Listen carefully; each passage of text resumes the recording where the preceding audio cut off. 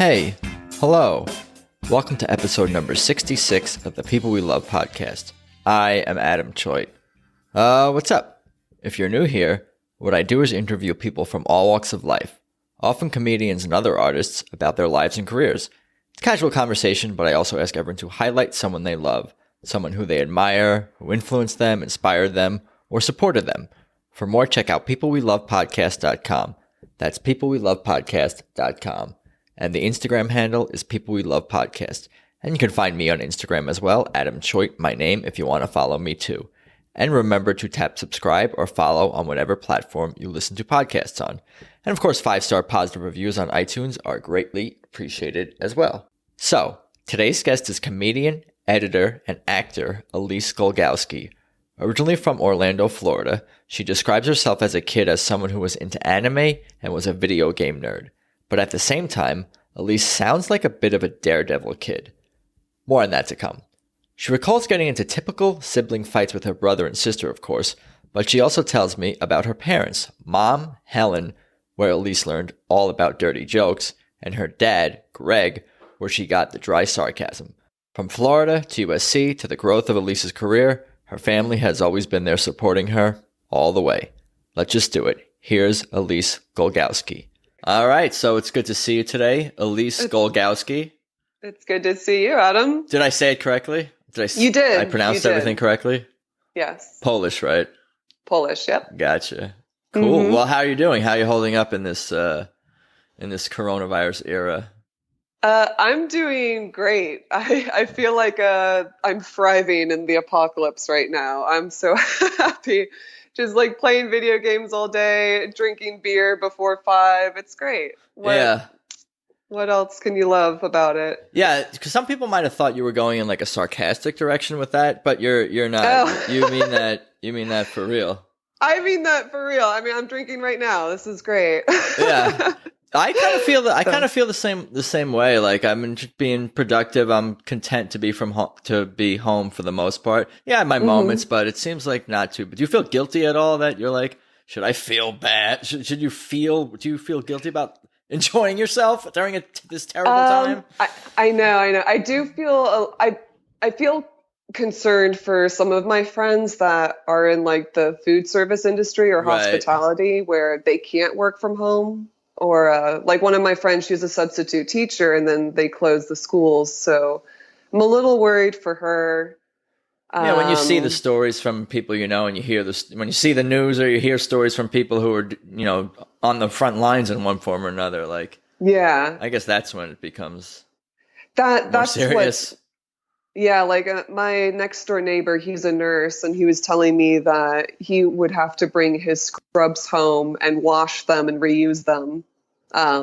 Not just his scrubs, but his other equipment too, because there's just not enough. Right. And so that's really scary to hear about.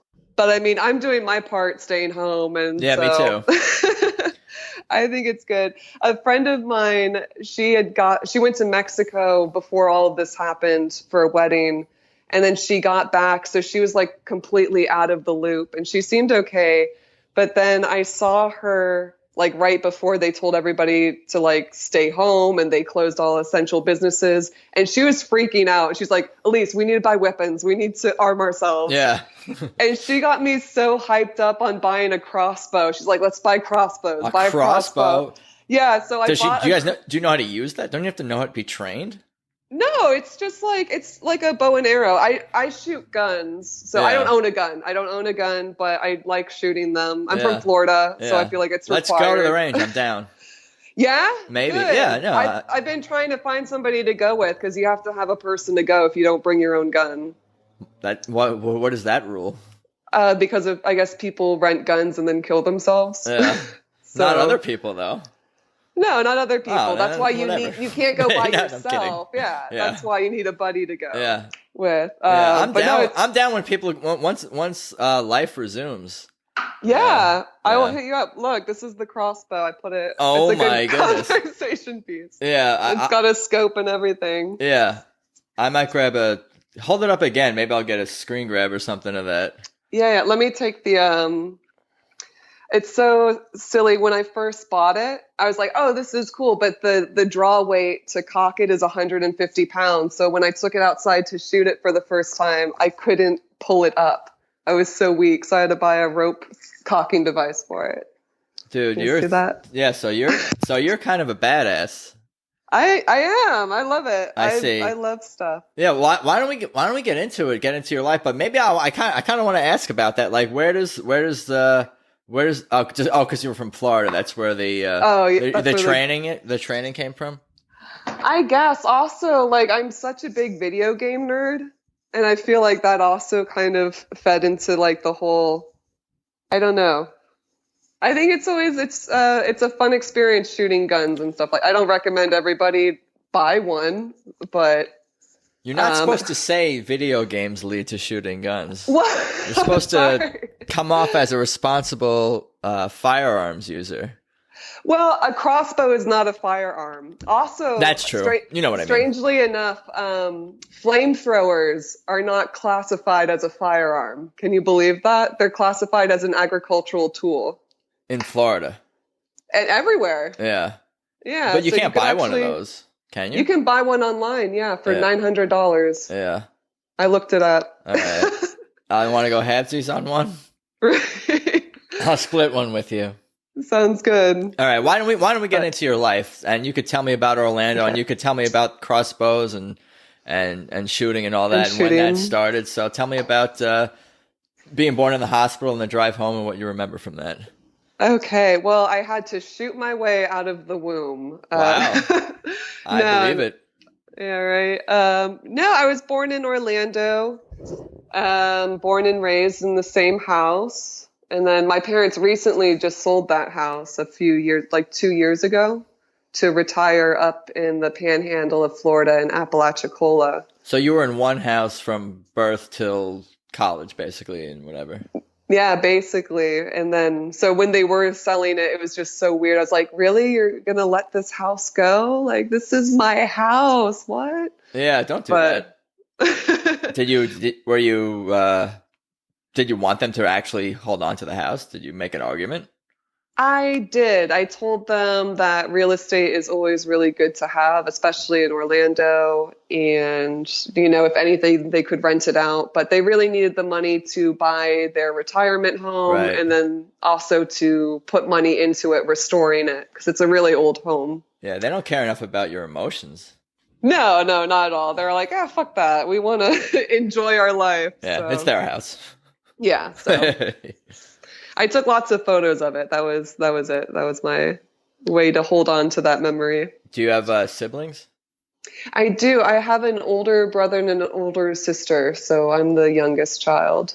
And what do you remember about the early years growing up in that Orlando house with them and the parents? Boy.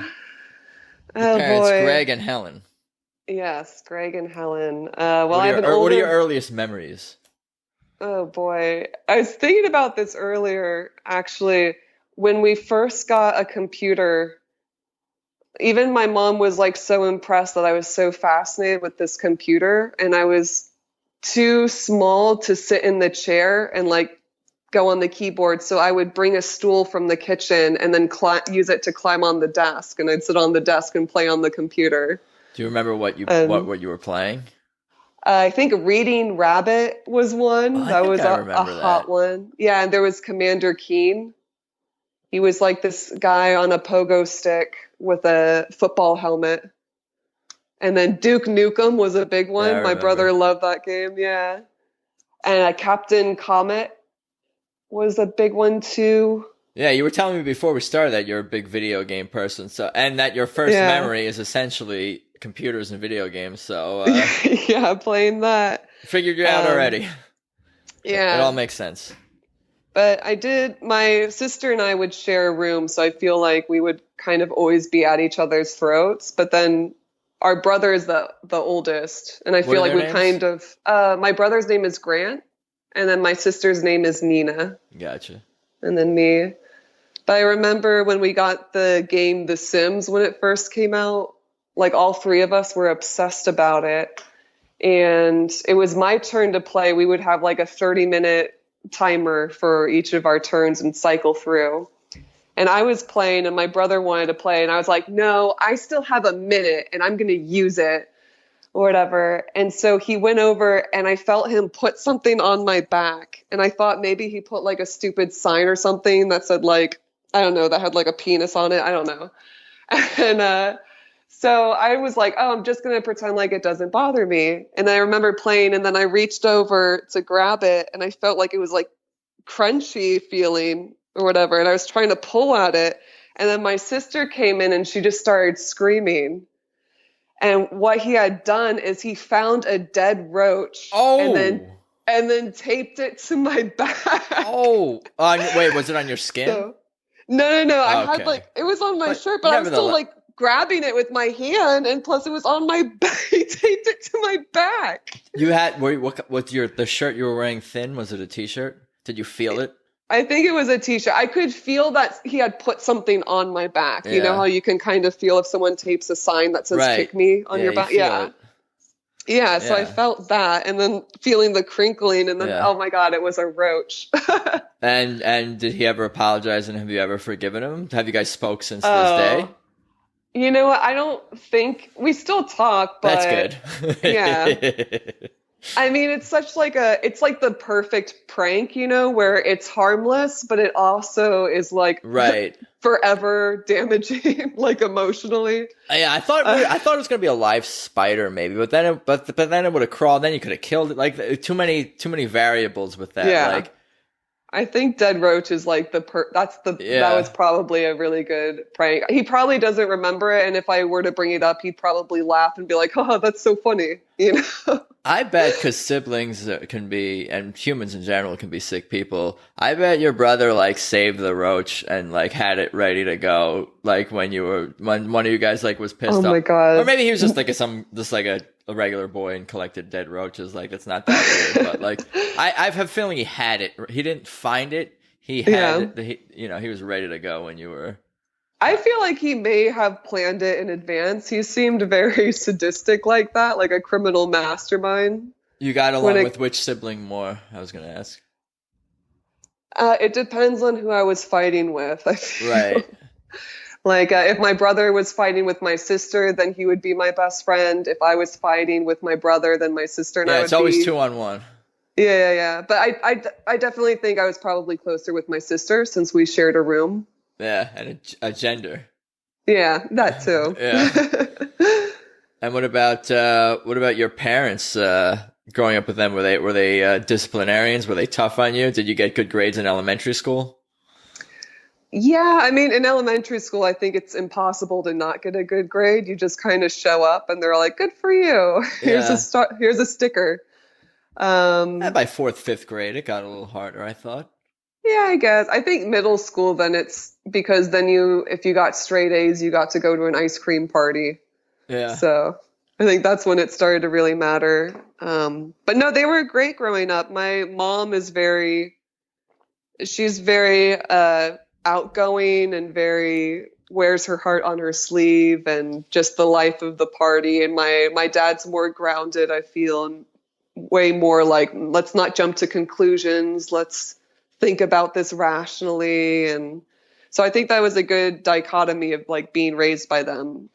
Who are you more like? I'm sorry to cut you off. You can keep going. Oh no, it's fine.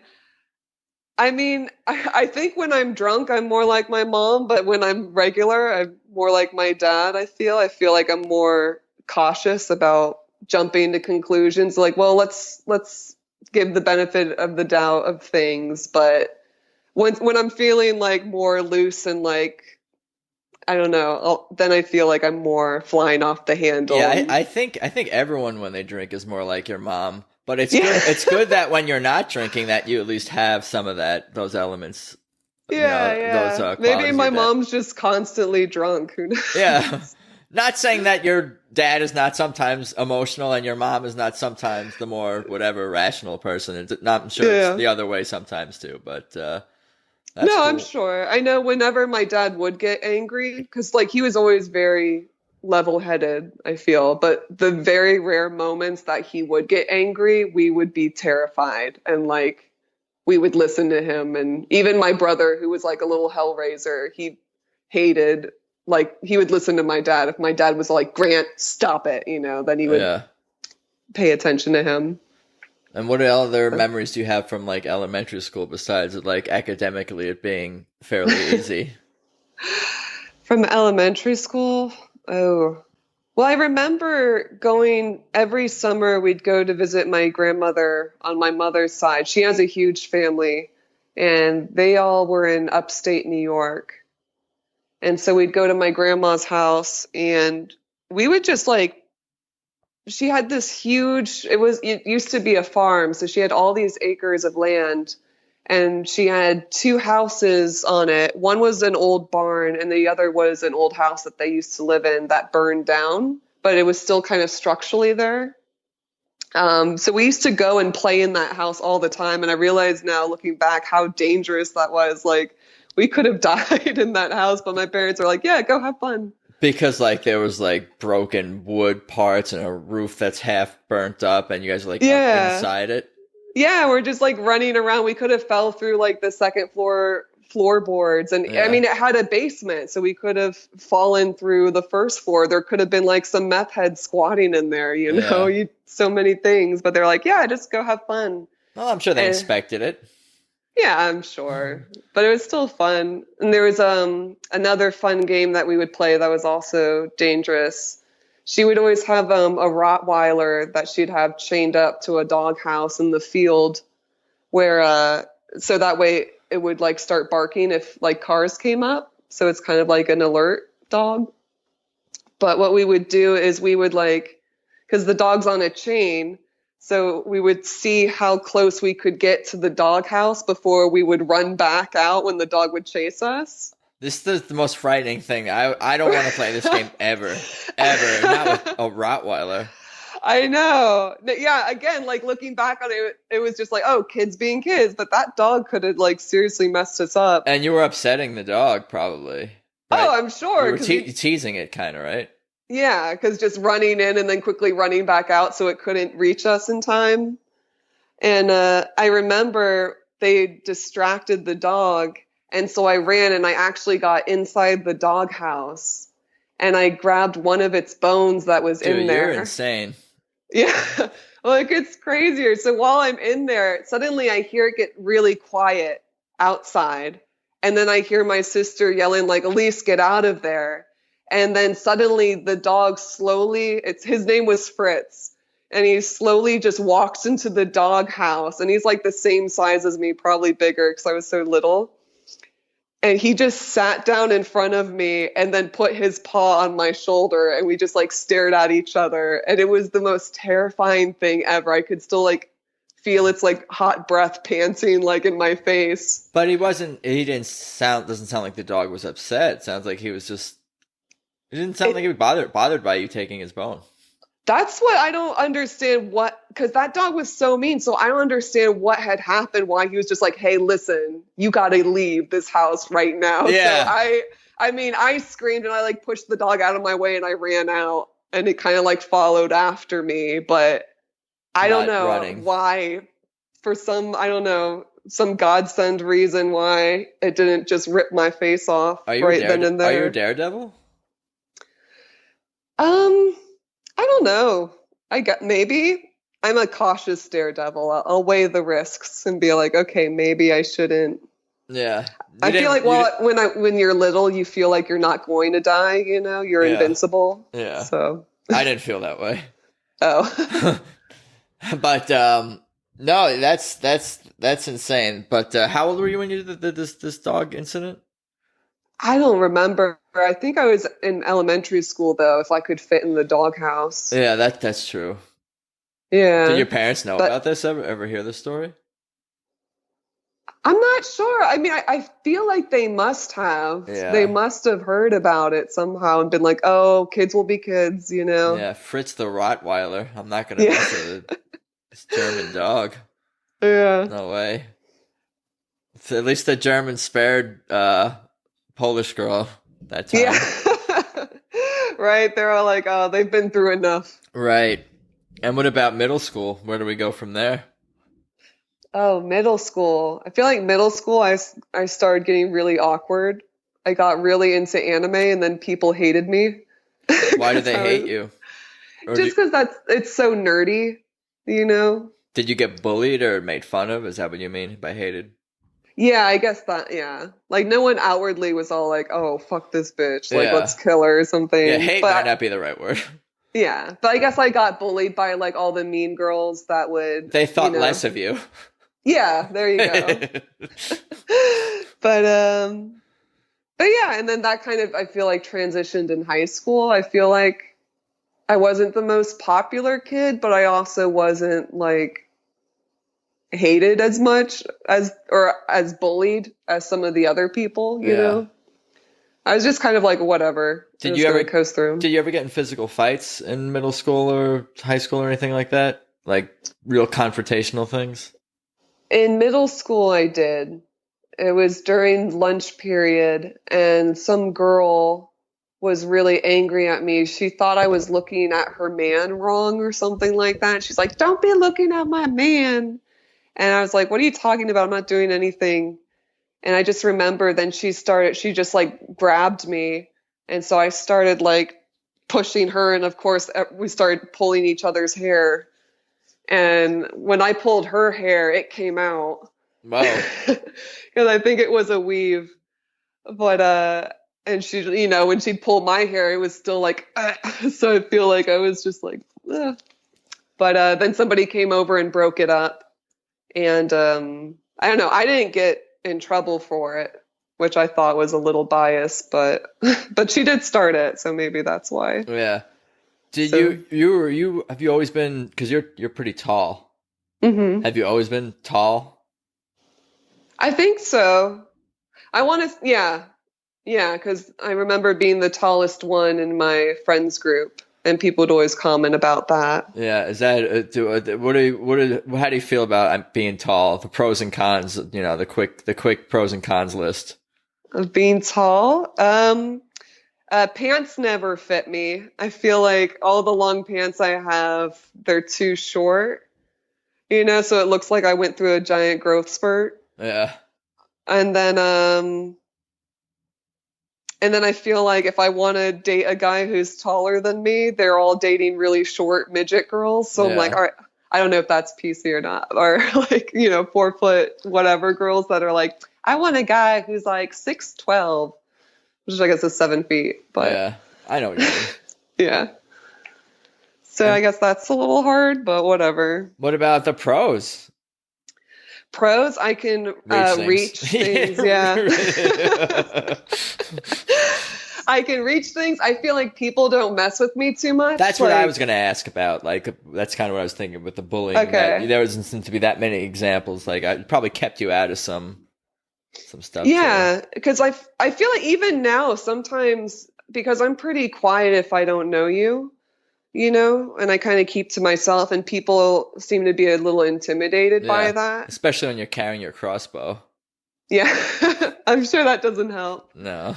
Um, but then, but yeah, I feel like people are just like, oh, she could probably beat me up or something like that. So I feel like people, or I don't know, a lot of my friends always thought that I was strong.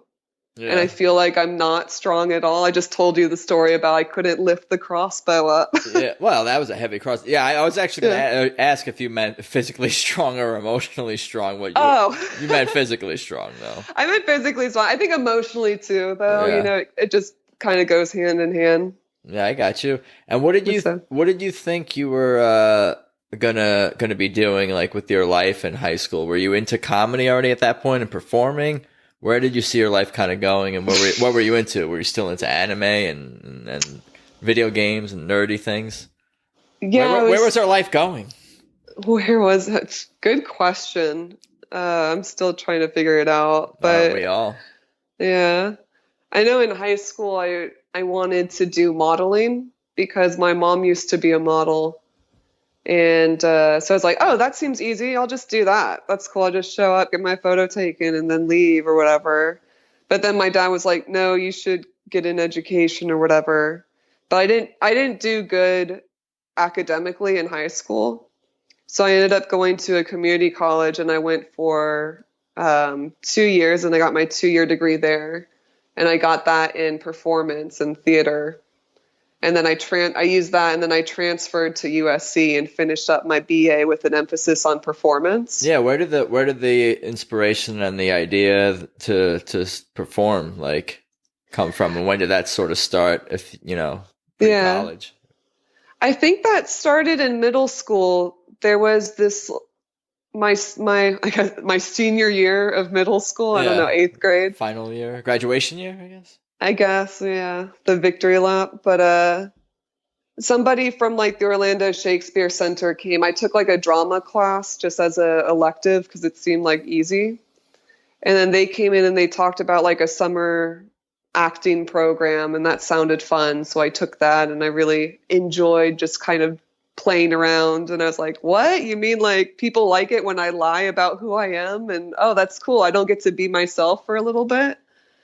I feel like video games kind of played hand in hand in that, because you get to be somebody else for a little bit, and then kind of take that role on. I think the acting and the comedy is more you, because there's more like of a daredevil sort of risk element. Yeah. Like there's more at stake with those things. That's true. So I feel like that's true. That makes sense that's the path that you ended up heading down. So it was mostly acting as sort of your first. When did the comedy sort of become a big thing in your life? Either loving it or just just doing it, performing it. I mean, I always loved comedy. I loved making people laugh. Like I loved making my dad and my mom laugh. My mom had a great sense of humor. So whenever I could make her laugh, it just made me feel good. I was like, oh, see, I'm funny, because the funniest person I know is laughing at me. I was going to ask, are your parents funny? But your mom, you just said, is the funniest person you know? Yeah, I mean, my dad's pretty funny too. They have such different styles of comedy, though, I feel. My mom's very slapstick, and like she likes dirty jokes. Like all the dirty jokes I know, she always would tell me that stuff. But then my dad is very witty, and he's very dry, and he likes British humor a lot.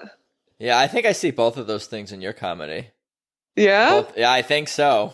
That's awesome. I've seen you perform. Yeah, I performed at your house. That's awesome. Well, I'm glad it's translating, so it doesn't seem like I'm just talking out of my ass. It's actually like put in practice. Yeah. There's a method to the madness. Yeah, but I didn't start doing like stand-up until like a few years ago, like 3 years ago.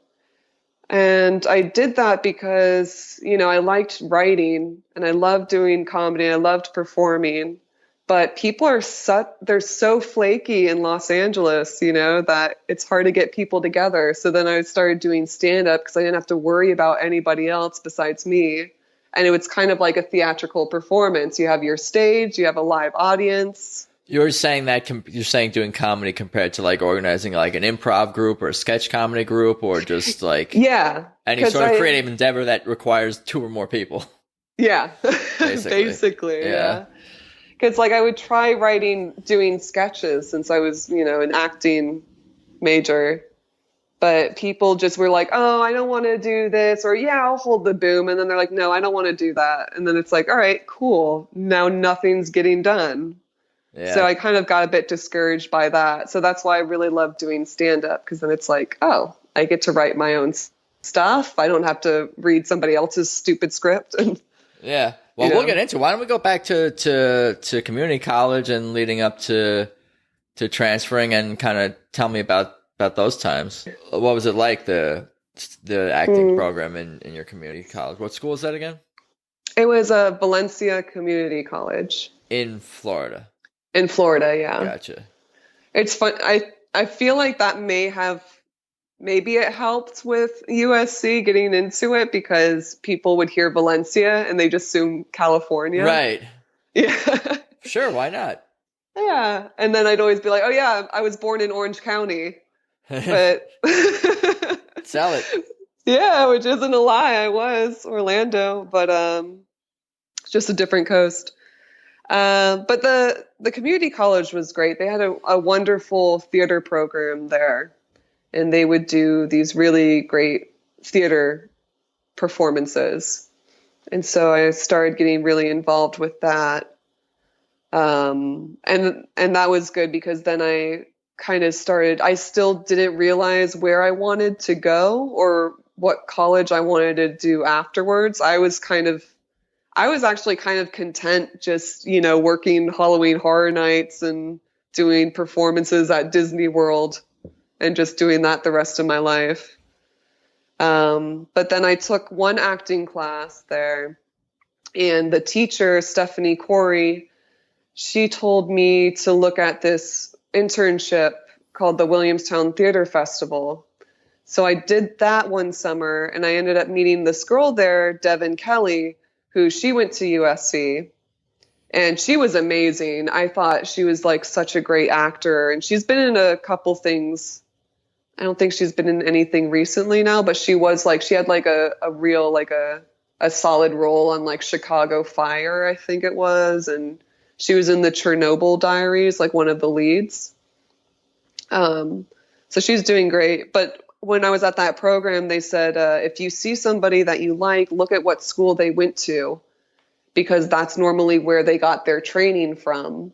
So then you can kind of use that as a jumping board. So I only applied to like two colleges, which was Cal Arts and USC. Cal Arts they rejected me, but USC, they were like, yeah, sure, come on board. That's awesome. So that's in pretty fun. in their acting program or whatever it was, whatever. Yeah. Yeah. So I had to audition for it and go in for an interview. And I'm still kind of impressed that I got in, because when I filled out the application, I filled out the wrong application. So I missed the deadline. I filled out the graduate application. I don't know why I got that. You must have been confused. like freaking out. Yeah. Something.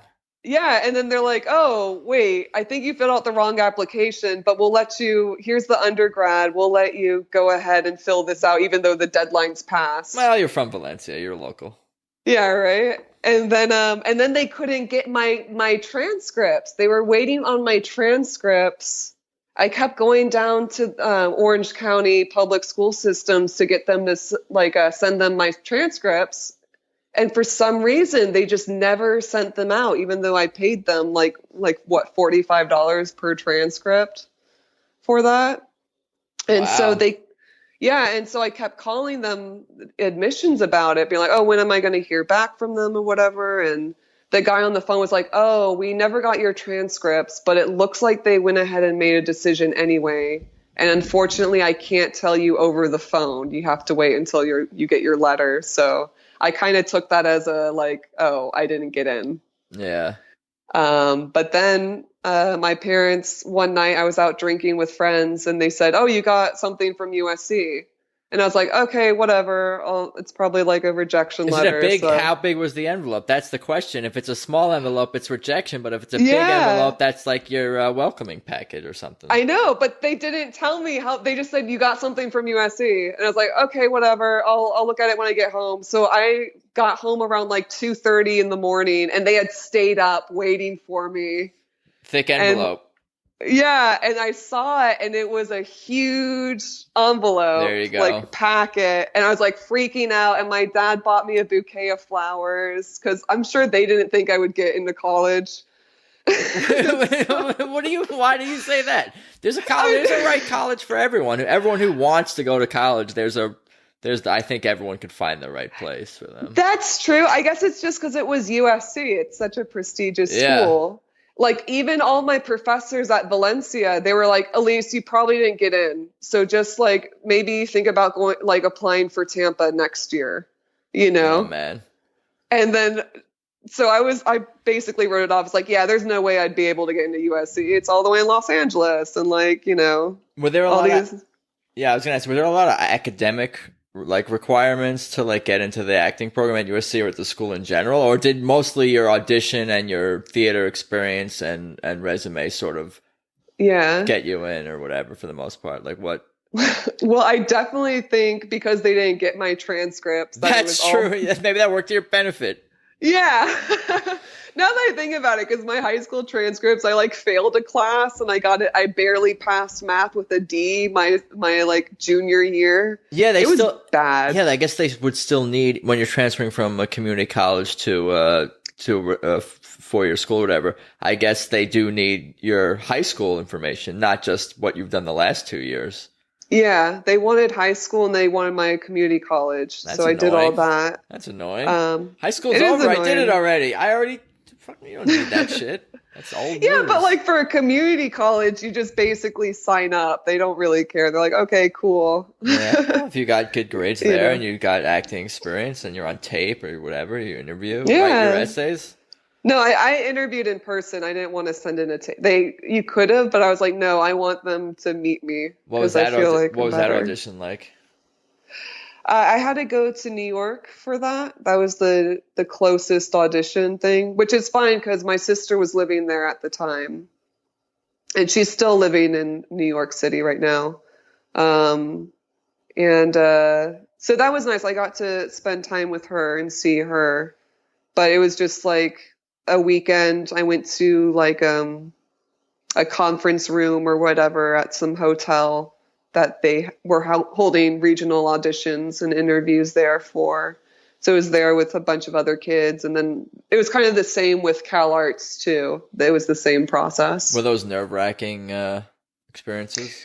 Yeah, it was, especially because you're just sitting out in the lobby with a bunch of snotty-nosed like kids also auditioning for the 5 or like the 10 or 20, whatever, how many spots there are, with you. Yeah, I kind of remember that. I didn't get into NYU film program, but I did go to like one orientation, and I kind of remember the vibe in the room. Yeah. It was definitely like, I don't know, kind of what you're describing. Yeah. It's just very competitive. Everybody's trying to outshine each other. They're practicing their monologues for each other and, making best friends that they'll never see again. Well, you never know. I'm sure some people may have connected and whatever, yeah. But I'm sure. I mean, I know for sure I didn't see any of those kids ever again. Well, you did. Well, you did better than them, and because you got in. That's right. That's right. I beat all of them without my transcript. So you got in and you moved all the way to California. What did your parents think of this and your brothers? And what did you think? And tell me about that journey. Yeah, my brother and sister, they didn't really care too much. At least I don't think they did. They were just kind of like, oh, cool, you're spending mom and dad's money. Only for 2 years. Yeah, so it's not that bad. For USC. I mean, I'm still paying for it. Yeah. So the student loans. Yeah.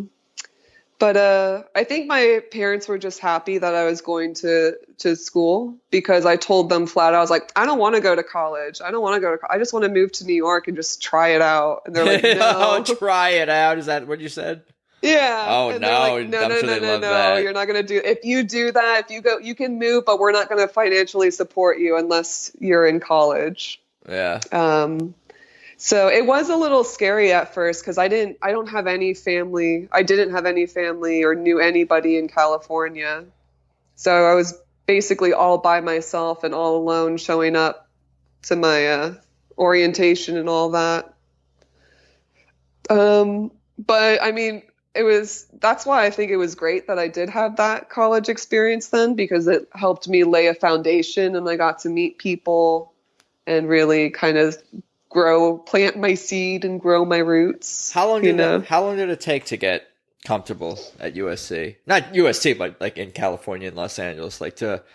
Oh boy.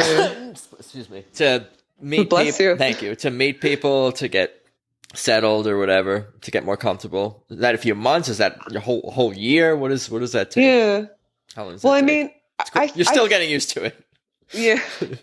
I feel like I got used to USC very quickly because I feel like it's just parties and classes, meeting people. You and knew the area. I didn't really, yeah. Got I familiar. mean, the campus, yeah, Right. but I didn't have a car. And I kept telling my parents that I need a car. And they're like, you don't need a car in LA. I was like, you need a car. I thought you were going to say they don't need a car in college. I was like, oh, that makes sense. But college in LA is a different thing. Yeah. And so, yeah, I guess with college, I was basically just stuck on campus. And then I try to make friends with cars and then get them to drive me places. Make friends with cars. Yeah. But by that point, everybody's like a junior or a senior, so they're kind of over all the touristy stuff. So like, I can't remember the first time I went to the beach. I think it was like 2 years after moving to California that I finally went to the beach. Because that was before like the metro and everything too, you know? That we didn't have Uber or Lyft back in those days. That's funny. I lived in downtown or whatever, USC for 2 years and didn't go to the beach until senior year. Yeah. I think the beach is overrated anyway. Yeah, it's been a minute for me, but I live in the valley, so again, I'm not on the beach either, so. Yeah. So screw it. But yeah, I think I only got comfortable living in the city like, I don't know, maybe 5 years ago, and now I'm like, oh yeah, this place. I know this place, and oh yeah, I've been here. I've been there. Yeah. Now that I have a car and don't have to rely on people. Does LA feel like home more than Orlando, more than Florida at this point, or do they both feel like home? One is more home than the other. What feels more like home? Oh boy. I feel Los Angeles is my home at this point. It definitely feels more at home here because I've only been back to Florida once a year now. Yeah. So, but when I do go, I mean, because everything's changing so much there. So, like, I just remember going back to visit, and everything was different and new, and it's just like, oh wow, I don't even recognize this place anymore. And I feel like all my friends have kind of moved on, or they're in jail or dead. So it's hard to like all meet forms up of with, moving on. Yeah, you know. I mean, it's Florida. Yeah, it was so. I was looking up this guy that I had a huge crush on. He was like the first guy to break my heart, and I just Googled him, and his mugshot came up, and I was like, "Oh, cool! Looks like I dodged a bullet." Yeah. How'd he look in his mugshot, though? Oh my God, he looked awful. Oh, he looked so bad. Oh. He had like some weird, ugly, it didn't even look like a real mullet, but it looked, I don't even know how to, it was just bad. Yeah. And his facial hair was bad too. It was like in patches. And he looked like he was on meth. I was just, it was bad. Yeah, the thing is like life continues after high school. You have to keep living and doing things. You know, people change and grow and other people go in different directions. It keeps going. I wish I knew that when I was in high school. Because in high school, I felt like I was like, this is it. I'm always going to be a loser. It's because it's such an insular world, and you feel like you don't even fucking know people in the next town over, really, for the most part. Yeah. It's like you live in such an insular, again, using that word, world. But what about USC? What about the acting program? What about being stuck there for a couple of years? Did you enjoy the experience and for the most part? Yeah, for the most part I did. I really enjoyed my time there. I had fun. I got to meet people and do stuff and feel like, oh my God, I can do anything. And I feel like it has helped me a lot. I know a lot of people, I used to for my work study, I would do the USC donors call center where I'd have to call up people and beg them for money, which is just like, I feel like it's so criminal because we're already paying so much for tuition. And now it's all like, hey, I know you just graduated, but do you want to donate for your school? You're asking recent grads? Yeah, oh, that's man. Why I'm like, this poor bastard. I would like see when they graduated, and I would see like it was like last spring or something. I'm like, oh, this is going to be a waste of time. Yeah, there should be like a rule: if you're still paying back loans, they don't hit you up for donations. Yeah, but the second the loans are paid off, then you could call. Yeah. No, yeah. But I'd always talk to like bitter alumni though that would be all like, oh, what's your major? Theater? Well, let me tell you something, sweetheart. No one's going to care. No one's going to ask you where your degree's from, and they just hang up on me or whatever. Wow. This is on the phone? Yeah, on the phone. Wow. It was like the most abuse I've ever gotten. I was like, oh, wow. Okay. That's actually good advice, but the way it's delivered is very right? mean. But no one does care. But that doesn't mean you should be discouraged. Yeah. You And I'm just just have to like, work hard and get them to care. yeah. But I kind of would like, I mean, I wish they were watching this like interview because I would like to say to them that I'm a video editor now. And USC has the best film program, or like one of the best. I don't know, maybe it's not the best anymore, but It's on the list. I know. We yeah, all know it's on the list. yeah, it's top 5. But I would put USC down as like, oh, graduated this year. I went to USC, but I would leave off the theater on my resume. I see what's going on here. Yeah, and so people would see that and they'd be like, "Oh, you went to USC. That's such a great film program." And I was like, "Yeah, they have the best film program in the country. See, I'm not lying." Yeah. I was just in the theater program is all. Yeah, I would just leave that part out. So then I got like, I remember one time the guy was a USC alumni and he gave me a higher starting rate than normal. Because he's like, look, I normally don't do this, but I can start you off this because I saw that, you're a Trojan too. We got to help each other out, so it helps. It helps. That's what I mean, in some ways that people say that's what college, especially if, in LA or whatever is, the networking and the people, knowing the people, more than anything is what helps. Yeah. Necessarily more, more than the piece of paper that you got. Yeah. Yeah, definitely. So you had no film editing training at USC. You were strictly theater. No. Yeah, I taught myself how to edit in high school through anime, actually. See, it all comes back. It all comes together. It all makes sense. Yeah, and it's so funny. Like, I would go to these anime conventions every year with one of my friends, and there was a panel called AMVs, which was anime music video or videos, which people would just cut anime to like their favorite song or whatever, or like at the hit song at the time and make a music video. And I thought that was so cool. So then I would download like bootleg software like Sony Vegas or whatever. I may have downloaded some bootleg software back in the day. Yeah, I mean, come on. That's how you learn. Right. And then, maybe you'll buy it later. Probably not, but but yeah, so then I started doing that in my free time. It was like my own little personal video game where I would just make these music videos to my favorite songs and then I'd burn them on CDs because that was before YouTube was around.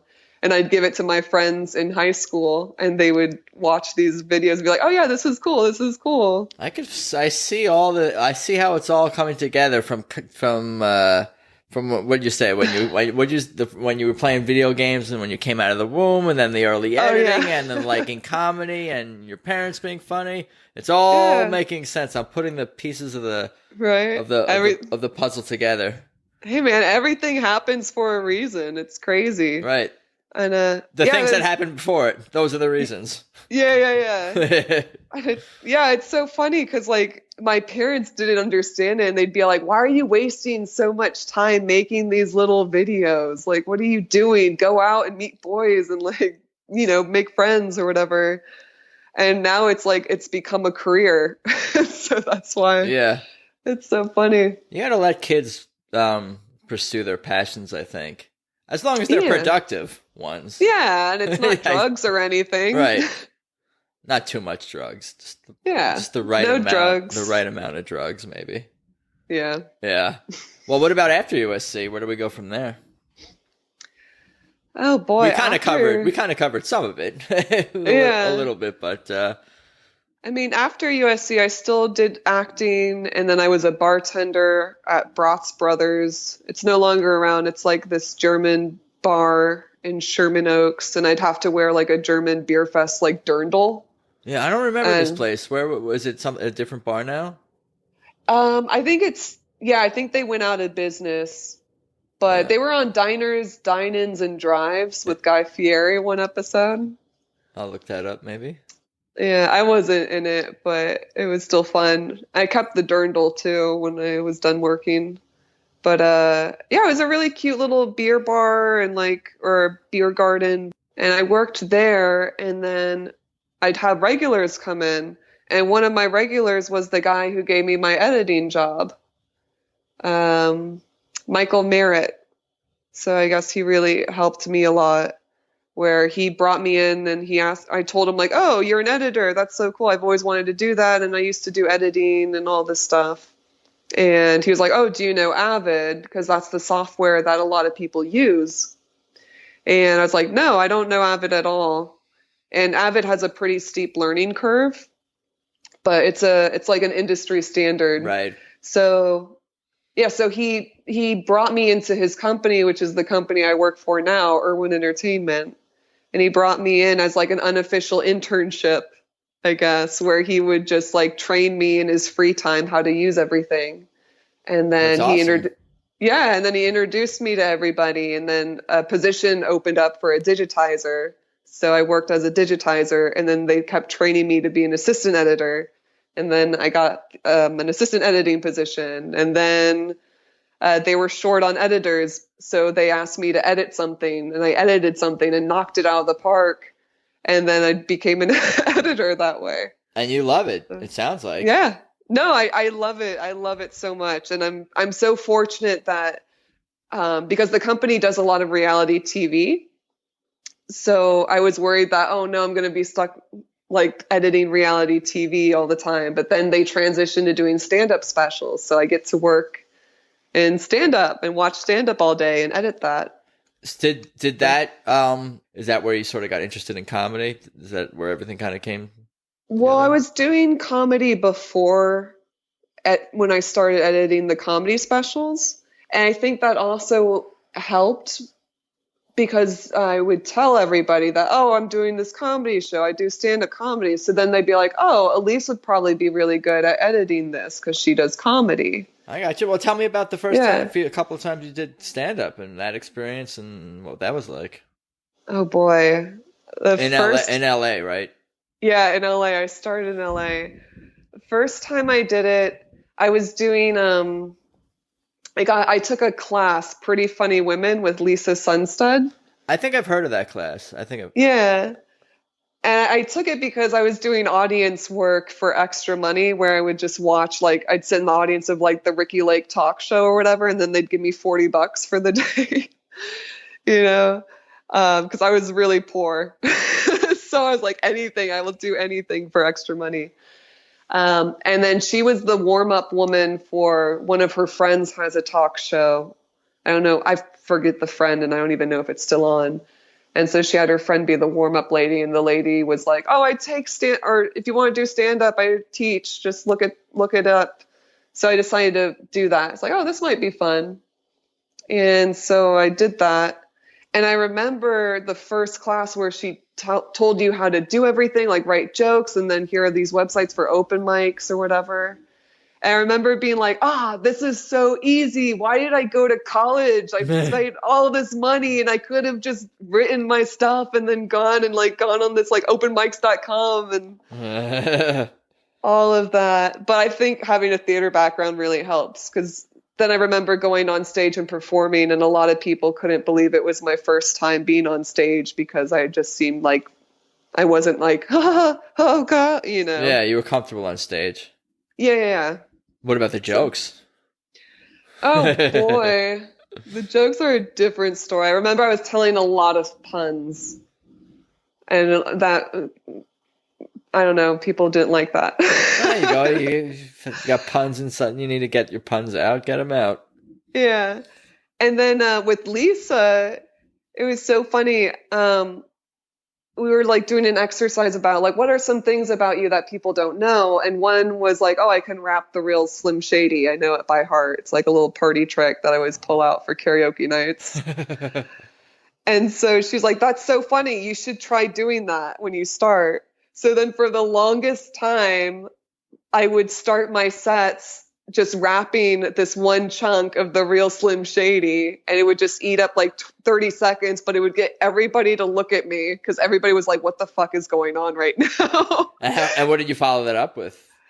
And then I would like take a pause and then look at everybody and be like, so I'm a nanny.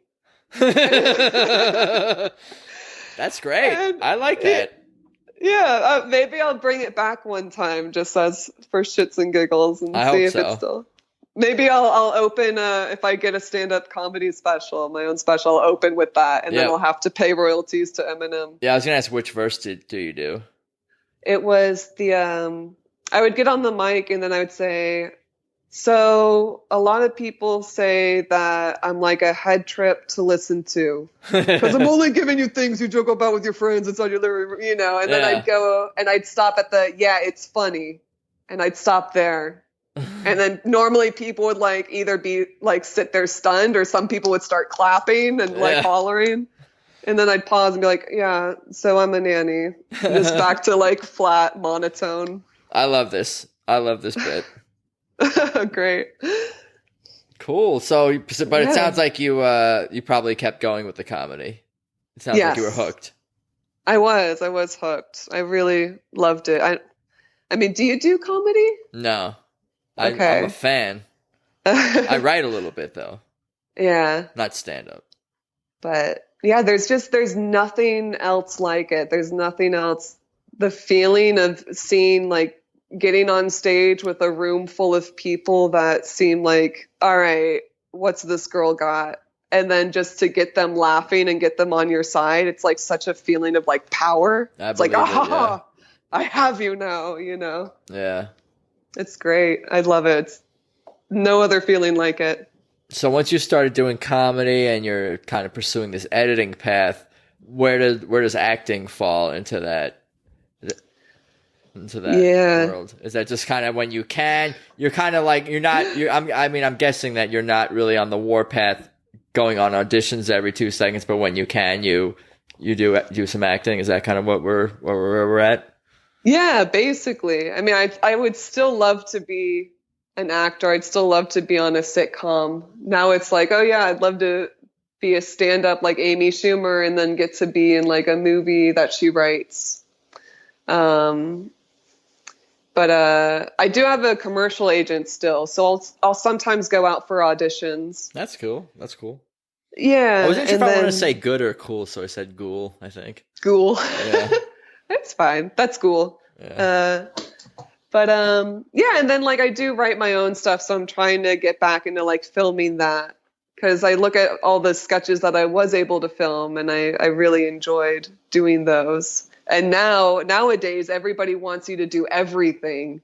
So I feel like now that I have like editing skills under my belt and I know people now from working with so many production companies, that now it's like, oh, let's combine resources and do this now. Yeah, I was going to kind of ask, what is your like long-term goal, dream, plan? I mean, you kind of touched on it, but it sounds like just to do stand up and create your own content and write and be in it. Like, is that kind of like what it is? Is it anything specific? You want to make a movie where like the Amy Schumer thing, a movie where you star in and it's like a comedy, or is it more you want your own stand up special, or is it all of the above? I think all of the above. If I had to have anybody's career, it would be Steve Martin's. Yeah. Okay. Why not? That's whenever I tell people that, I'm always like, is that too high of a goal? I feel like, is that even unattainable? Because I think Steve Martin's career is just amazing. Like, he sold out all these stand-up specials. He hosted SNL all these times. He would write a movie like every year with his friends and then shoot it. Yeah. And it would be good stuff too, not just like, well, I feel like there's probably one movie that sucked, but I'm sure. Yeah, but for the most part, he just like knocked it out of the park every single time, and now he's like just playing banjo in the woods, right? Basically, that guy's had success in like every decade for the last several of them, including the current one. Yeah. Yeah. Go for it. Yeah, he hosted the Oscars a few times, right? And like it was funny every single time he hosted the Oscars. I remember watching the Oscars just to watch Steve Martin. Man, you want to do everything, but there's several things that you're doing right now, but you want to do everything. Yeah, basically. I got you. Wow. Okay. It's just finding the time and then also finding the motivation and following through. I think the follow through is the biggest thing that a lot Yeah. of people forget about. Right. But at least you're focusing on a few things right now. That's good. That's more than many people, out Yeah. there for sure. Although hopefully now maybe at least some people might have some more time from home to focus on whatever they Right. can, whatever can be accomplished from home, I guess. Yeah. What do your parents think about your LA life and all the things you're working on and doing? Are they proud of you? It sounds like they always supported you over the years, I'm sure, through the acting Yeah. pursuits and all this. I don't know. I feel like in the beginning they weren't too sure about it. They're like, oh, she got into a college. That's great. And then like, oh, she's still doing acting, but she's not making any money. That's She's every a parent of bartender. every parent of every Yeah, actor and bartender, actor slash bartender. that's true. But nowadays, now they're super proud. They're super proud of me. They still haven't seen. I just moved into this new apartment in November and they haven't seen it. And I'm trying to get them to come out and visit. So they can look at it Yeah, and I no can give them a tour. Yeah, I think you got to FaceTime them or whatever. No, Yeah, nobody's right. going anywhere. Yeah. But no, they're very proud. They're very happy for my success. And I think definitely as soon as the editing thing kind of took off, where they saw that Money. I was, yeah. That's when they're like, oh my God, our daughter is so beautiful. Look at Elise. Isn't she? Like now they used to just talk about my sister, I feel, at dinner parties, and now they talk about me. That's great. Yeah. Oh man. But So your siblings don't. They're indifferent towards you and your career. no, No, I'm kidding. yeah. No, I think they're happy to. I mean, my sister, she's married now, so I think she's in her own little Sure. world, you know. Hmm. But she's also very proud of me. She loves watching, she'll always take a photo of the credits and send it to people, be like, look, it's my sister. Isn't she great? And then my brother likes it too, because now I can actually get him nice birthday and Christmas presents. So, So there's something in it for him. yeah, basically. All right, cool. Well, are you going to edit your own, hour long whatever Netflix comedy special when that is shot? Probably not.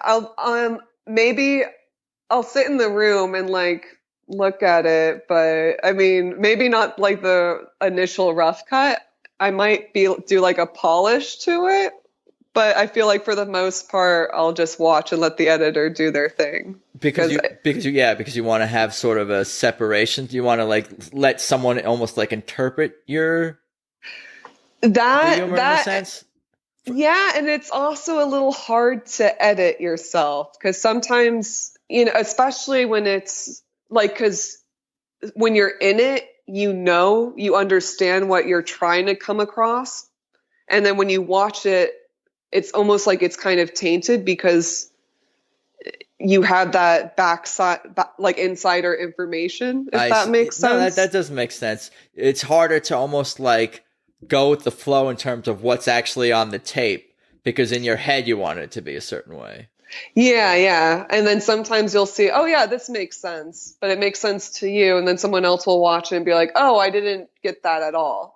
I took it this way. And so sometimes it works better if you do go that way, because that way people are following it more. And Yeah, no, I feel like it's almost like the editor is your first audience member in a sense also. Like, so if it works for the editor, that's like a good sign if they're able to, interpret and piece together something that makes sense with what you're trying to accomplish. Mm-hmm. Definitely. Yeah, well, I think I've taken up enough of your time and I appreciate it for sure.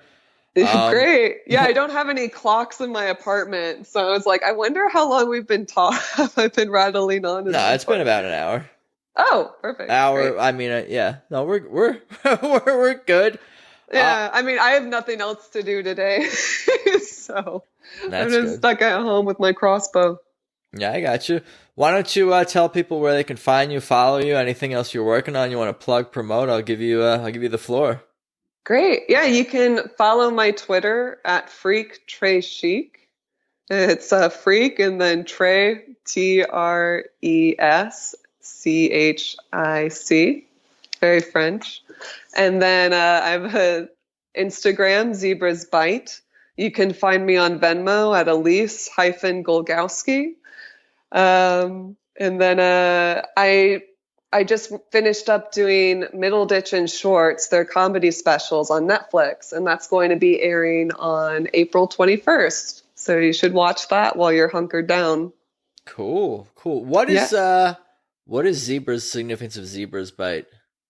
That is from AOL Instant Messenger days, where I felt like only the cool kids are at the top of the friends list or the bottom of the buddy list, you know? So I was like, all right, I'll be on the bottom. So what's a sexy like zebra? Oh, zebras. What do zebras do? They bite. Isn't that so quirky and cool? Wow, that was really thought out, the whole top bottom. I don't remember that, but I thought you were going to say, oh, it was just my AOL Instant Messenger name and I just kept it over the years. So that's what it is. Oh, well, kind of. Yeah. That's like the too long didn't read version of it. Right. Yeah. Cool kids at the top of the bottom list. Good to know. Mm-hmm. Well, again, I appreciate your time. I'll let you get going, enjoy the rest of your evening. And thank you for having me, Adam. For sure. I look forward to hopefully seeing you do comedy in, what's that place called? Public again. Yes. I'm going to go there again at some point. Yeah, I forgot what the outdoors were like. Yeah. It's overrated. Society. Yeah, definitely. Just like the beach. Yes. Fuck the beach. Cool. I'll talk soon. Great. Bye. Later.